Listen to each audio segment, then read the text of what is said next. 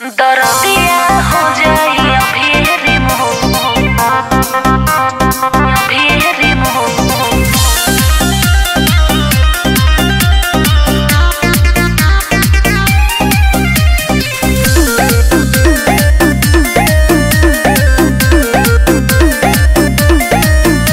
पलंग हिलेगा तो मजा मिलेगा, जवानी तो दिन प दिन खिलेगा। अरे नहीं खिलाना है, हटियोगा। पलंग हिलेगा तो मजा मिलेगा, जवानी तो दिन प दिन खिलेगा।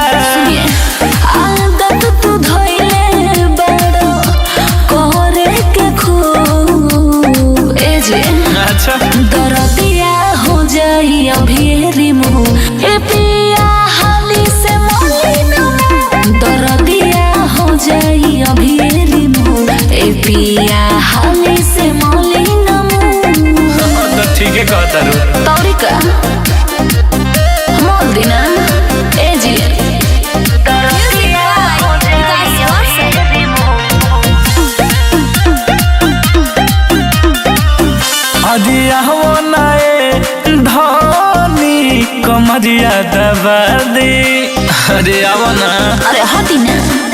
सुनी मजाक में बात जाने ले जी, हाय बुझ के सोच को दे जी।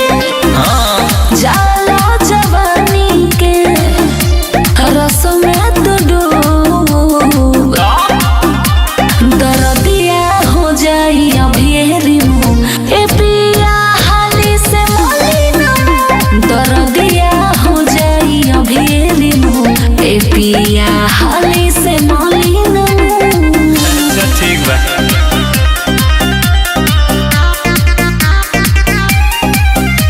दरदिया हो जाई अभी